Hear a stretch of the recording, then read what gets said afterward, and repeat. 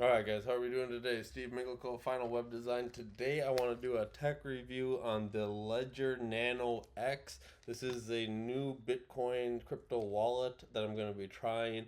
I have currently the Ledger Nano S, but I guess the Ledger Nano X is with Bluetooth. So in this video we're going to check it out and open it up. So let's get into it.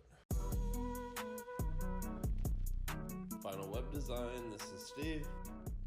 Alright guys, so what we're going to do here is open up the package initially and unbox exactly what is in here, and then we will go with the setup process. So as you can see, it comes here just a little pamphlet brochure on the outside with the instructions and the information. As you open it up here, you can see the actual Ledger drive is right here. Ooh, this feels a lot more heavier than, well, let's take a look here. So this is a box. I don't necessarily see anything else here except a USB-C USB-C cord and a welcome instruction packet that has a few information about starting your crypto, putting your keys, your recovery sheets, just some information about the actual product itself.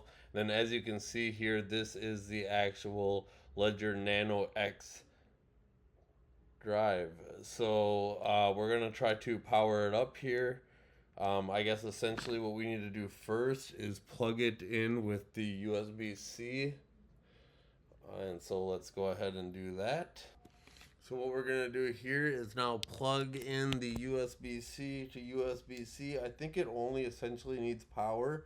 Prompt the Ledger drive. It says, "Welcome to Ledger Nano X.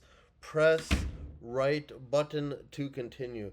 So what we're going to do here is press the right button, which is over here. Download Ledger Live then press the right button. We're going to press the right button. Use button to navigate menus and lists. Press both buttons to select.